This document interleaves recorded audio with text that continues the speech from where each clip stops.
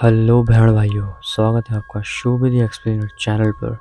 तो आज मैं आपको एक्सप्लेन करने वाला हूँ फ्रोज़न मूवी की स्टोरी, जो कि 2010 में आई थी।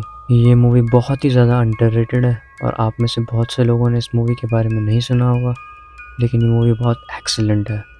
इस मूवी का कॉन्सेप्ट बिल्कुल अलग और फ्रेश है, तो एक बार तो आपको ये मूवी देखनी ही होगी क्योंकि ये हिंदी में अवेलेबल है।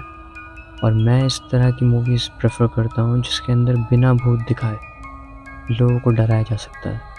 तो ये मूवी उसी कॉन्सेप्ट पर बेस्ड है।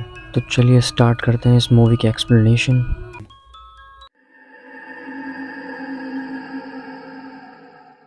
इस मूवी में 3 मेन कैरेक्टर्स हैं, डैन, उसका बॉयफ्रेंड पार्कर और उसका फ्रेंड जो।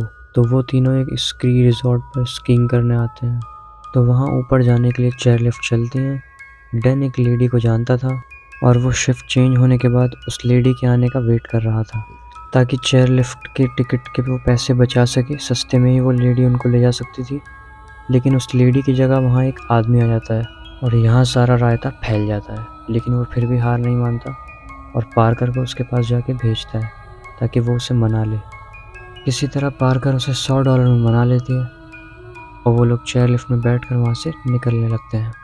जैसे ही वो थोड़ी ऊंचाई पर पहुँचते हैं, उनकी लिफ्ट बंद हो जाती है और पार्कर एकदम शॉक हो जाती है और डैन उसे समझाने लगता है कि ऐसा होता रहता है, थोड़ी देर में वो चल जाएगी। और ऐसा होता भी है, थोड़ी देर में ही वो लिफ्ट चल जाती है। क्योंकि पार्कर को स्कीइंग करना नहीं आता, इसलिए डैन उसे छोटी पहाड़ी पे ही स्कीइंग करना सिखाता है और पार्कर स्कीइंग करना सीखती है। इधर जो बेचारा अकेला पड़ जाता है। शाम को नीचे आते हुए वो डॉन से कहता है कि मुझे बिल्कुल मज़ा नहीं आया और मुझे स्कीइंग करनी है, वो भी ऊंचे पहाड़ों पर। वो चाहता था कि पार्कर उनके साथ ना आए क्योंकि पार्कर उसे वैसे भी पसंद नहीं है और वो उसके आने से वो खुश भी नहीं है। इसलिए पार्कर कहती है कि ठीक है, मैं यहीं रुकती हूँ और तुम दोनों स्की कर लो। लेकिन डैन उसे मना करता है। वो कहता है कि पार्कर भी हमारे साथ जाएगी। एट द एंड फैसला यही होता है कि वो तीनों जाते हैं चेयर लिफ्ट तक, लेकिन वहाँ पर गार्ड उस चेयर लिफ्ट को बंद कर रहा होता है। लेकिन वो तीनों उससे जिद करते हैं और वो तब बताता है कि उसे तूफान आने की खबर मिली है, इसलिए वो एरिया बंद कर रहे हैं। लेकिन वो तीनों फिर भी नहीं मानते और उन्हें थोड़े वक्त के लिए रुकने के लिए वहाँ कहते हैं। वो भी उन्हें मना नहीं कर पाता क्योंकि उसने उनसे $100 ले रखे थे। जैसे ही वो ऊपर जाने लगते हैं, उन्हें 3 लड़के स्की करते हुए दिखते हैं। उन्हें देखकर जो और डैन एक्साइटेड हो जाते हैं। इधर नीचे उसके गार्ड का बॉस उसे बुला लेता है और वो अपनी जगह एक दूसरे आदमी को वहाँ पर खड़ा करके चला जाता है और उसे कह के जाता है कि 3 लोग ऊपर गए हुए हैं, उनके आते ही वो इस रिज़ॉर्ट को बंद कर दे और यहाँ से चला जाए। और तभी वो 3 लड़के नीचे आ जाते हैं और उनको देखते ही वो उस लिफ्ट को बंद कर देता है। उधर वो लोग ऊपर सोचते हैं कि गार्ड ने उनके साथ कोई मजाक किया है और कुछ देर में वो लिफ्ट चला देगा, इसलिए दिल बनाने के लिए वो एक दूसरे से बातें करने लगते हैं। लेकिन उनके होश तब उड़ जाते हैं जब वहाँ की सारे रिजॉर्ट्स की लाइट बंद होने लगती है। तब वो सोचते हैं कि वो उन तीनों को भूल गए हैं। तब यहाँ से शुरू होता है इस मूवी में पैनिक। डैन कहता है कि ज़रूरत पड़ी तो वो यहाँ से कूद सकता है, वो ऐसा पहले भी कर चुका है। पार्कर कहती है कि आज संडे है और अब ये रिजॉर्ट सीज़न नेक्स्ट संडे खुलेगा और 1 हफ्ते तक वो लोग वहाँ कैसे ज़िंदा रहेंगे उस चेयर लिफ्ट पर। And this time she is thinking very logically, क्योंकि वो लोग 50 फीट ऊपर लटके हुए हैं और इससे बुरा क्या हो सकता है, हम ये सोच रहे हैं। लेकिन दिल थाम के बैठिए, मूवी तो अभी बस स्टार्ट ही हुई है। तो थोड़ी ही देर बाद वहाँ तूफान आने लगता है और बर्फीली हवाएं अपने काम पर लग गई थी। तभी वहाँ एक गाड़ी आती है और एक वर्कर अपने साथी को वहाँ लेने आता है। वो उसे देखकर बहुत खुश हो जाते हैं और ज़ोर ज़ोर से चिल्लाने लगते हैं। लेकिन तूफ़ान की वजह से कोई उन्हें सुनता नहीं और ना ही वो सुन पाता है। और इवन उसके पास एक मैसेज आता है वायरलेस के थ्रू कि उसका साथी नीचे आ चुका है। तभी वो वहाँ से जाने लगता है और वो तीनों बहुत तेज़ चिल्लाने लगते हैं, अपना सामान फेंकने लगते हैं। लेकिन वो फिर भी उन पर ध्यान नहीं देता और वो वहाँ से चला जाता है। काफ़ी समय बाद वो तूफ़ान रुकता है और चारों तरफ बर्फ़ ही बर्फ़ हो जाती है, यहाँ तक कि उनके चेहरे भी बर्फ़ में हो जाते हैं। और पार्कर को फ्रॉस्ट बाइट भी हो जाती है, उसका चेहरा जलने लगता है। इतनी सर्दी की वजह से वो अपना एक ग्लव निकालती है और सिगरेट पीने लगती है। तभी उसका वो ग्लव नीचे गिर जाता है और डैन डिसाइड करता है कि वो नीचे जाएगा क्योंकि इतनी ठंड में वो यहाँ फंसे नहीं रह सकते। वो अपना स्नोबोर्ड नीचे फेंकता है और उनसे कहता है कि मैंने ये पहले कभी नहीं किया और मैंने तुम लोगों से झूठ बोला था। वो दोनों उसे रोकने की कोशिश करते हैं लेकिन वो कूद जाता है और जैसे ही उसके पैर ज़मीन टच करते हैं बहुत तेज़ क्रैकिंग की आवाज़ आती है और हम देखते हैं कि उसके दोनों पैर टूट चुके हैं और उसकी हड्डियां तक बाहर आ चुकी हैं। वो हिल भी नहीं सकता। इस सीन को देखने के बाद थिएटर में एक लेडी बेहोश हो गई थी। इससे आप इस मूवी का अंदाज़ा लगा सकते हैं कि डायरेक्टर ने इसमें कितना दिमाग और एफर्ट्स लगाए हैं। तो इसके लिए 1 लाइक तो बनता है। तो डैन की हालत देखने के बाद पार्कर भी वहाँ से कूदने लगती है लेकिन जो उसे रोक देता है और डैन भी उसे वहाँ नीचे उतरने के लिए मना करता है। फिर पार्कर उसे अपना मफलर देती है ताकि वो ब्लीडिंग रोक सके लेकिन वो वायर पर फंस जाता है। फिर जो अपना मफलर उसके सामने फेंकता है लेकिन उसमें इतनी भी जान नहीं थी कि वो उसे उठा सके। उठाने की कोशिश करता है लेकिन नहीं उठा पाता, लेकिन बहुत सारे एफर्ट्स डाल के वो उसे उठा लेता है और अपनी बांध लेता है पैरों पर। इस मूवी का जो फील है वो आप कर पाओगे जब इसे आप देखोगे। इसका पेन आप फील कर पाओगे। इतना भी कम नहीं था कि वहाँ पर उन्हें जंगली जानवरों की आवाज़ आने लगती है और डैन तभी घबराने लगता है। जो उसे कहता है कि वो साइड में एक केबल वायर के थ्रू नीचे उतर सकता है तो वो वहाँ जाएगा और उतरेगा, लेकिन डैन उसे बताता है कि वो केबल वायर बहुत ही ज़्यादा शार्प है।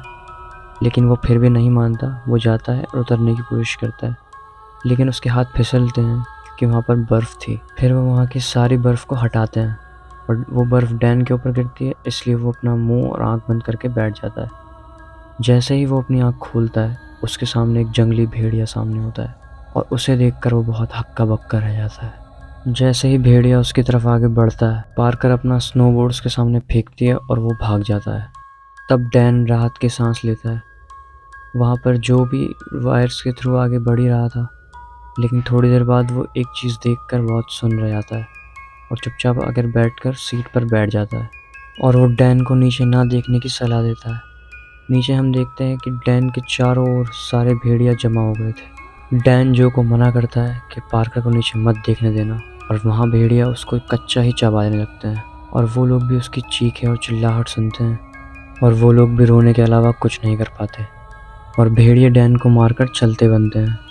जो और पार्कर दोनों रिग्रेट करते हैं और रोते रहते हैं कि हम अपने दोस्त को नहीं बचा पाए। उसी के कुछ देर बाद वहाँ पर दोबारा से तूफान स्टार्ट हो जाता है। पार्कर जो से कहती है कि अगर वो डैन को जंप करने से रोक लेता तो डैन अभी जिंदा होता। जो उसे कहता है कि असली प्रॉब्लम तुम हो, तुम्हारे लिए वो नीचे कूदा था, अगर तुम यहाँ ना आई होती तो वो आज जिंदा होता। ये सब सुनकर पार्कर रोने लगती है और जो भी उसे माफ़ कर देता है। अगली सुबह तक पार्कर का हाल और भी ज़्यादा ख़राब हो जाता है और वो अपने हाथ से सेफ्टी बार को पकड़कर सो रही होती है। जब वो उठती है तो वो अपने हाथ को छुड़ाने की कोशिश करती है लेकिन उसका हाथ वहाँ फिक्स हो चुका था, चिपक चुका था। फिर वो इतनी ज़ोर से खींचती है अपने हाथ को कि वो खाल समेत उसका हाथ वापस आ जाता है। और ये सीन भी बहुत अनएक्सपेक्टेड था। डायरेक्टर ने इस सीन को बहुत अच्छी तरह से दिखाया है। और ऐसे ही सुबह से दोपहर हो जाती है और दोपहर में उन्हें सूरज जलाने लगता है। तब जो डिसाइड करता है कि वो एक और रात यहाँ पर नहीं बिता सकते। वो कहता है कि अगर वो यहाँ मर गए तो डैन की कुर्बानी ज़ाया जाएगी, इसलिए वो केबल वायर के थ्रू फिर से वहाँ नीचे जाने की कोशिश करता है।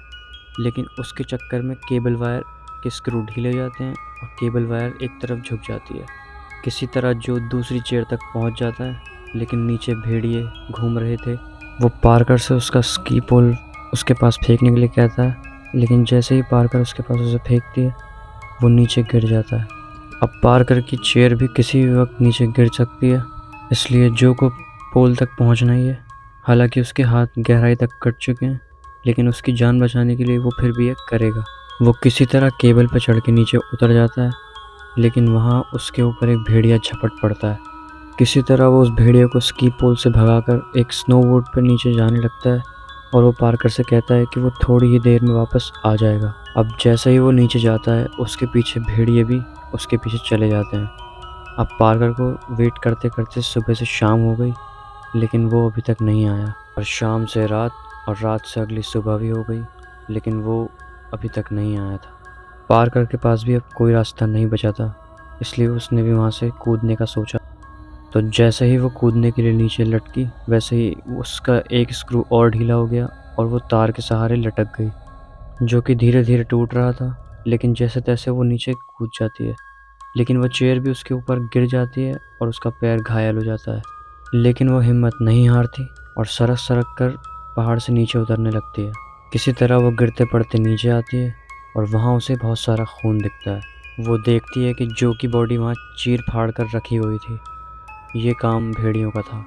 लेकिन वहाँ वो बॉडी ही नहीं, वहाँ पर भेड़िया भी थे जो उस बॉडी को खा रहे थे। एक भेड़िया उसके सामने आता है, लेकिन वो उसे कुछ नहीं कहता और वो भी वहाँ से चुपचाप रोड की तरफ चल देती है। रोड पे पहुँचने के बाद वो वहीं थक कर बैठ जाती है। तभी एक कार वहाँ से गुजरती है और कार का ड्राइवर कार रोक कर उसकी तरफ बढ़ता है। वो उसे कार में बिठा के हॉस्पिटल ले जाने लगता है और वो कहता है कि वो उसे कुछ नहीं होने देगा। और यही बात उससे डैन ने भी कही थी और ये याद करके वो थोड़ा उदास हो जाती है और यहाँ ये मूवी एंड हो जाती है। मूवी बहुत ही अच्छी है, तारीफ़ के काबिल है। बाकी मूवीज़ की तरह इसने इधर उधर का हमें कोई मटेरियल नहीं दिखाया, सीधी स्ट्रेट फॉरवर्ड मूवी थी। लेकिन हाँ, इस तरह की मूवीज़ बहुत कातिल और जेन्युइन होती हैं। इसका प्लॉट भी एकदम अनएक्सपेक्टेड है और एक अलग ही तरह का फील आपको ये मूवी देगी। तो ये मूवी आप ज़रूर देखिएगा, ये हिंदी में अवेलेबल है। तो अब बात कर लेते हैं इस मूवी के इंटरेस्टिंग फैक्ट्स के बारे में। तो अगर मैं बात करूं इसके बजट की, तो वो तो अवेलेबल है नहीं, लेकिन हाँ, इस मूवी की ओपनिंग वीकेंड में इसने $1,31,395 कमाए थे और ये अच्छा खासा एक अमाउंट है जो कि इस मूवी ने कमा लिया था। ये मूवी 2010 में रिलीज़ हुई थी। इसके राइटर और डायरेक्टर हैं एडम ग्रीन, जिनका नाम ही काफ़ी है। तो मेरे हिसाब से इतनी डिस्कशन काफ़ी है। तो वीडियो पसंद आई हो तो लाइक करना और चैनल पर नए हो तो सब्सक्राइब कर देना। तो मैं मिलता हूँ आपसे नेक्स्ट वीडियो के साथ। तब तक के लिए सबको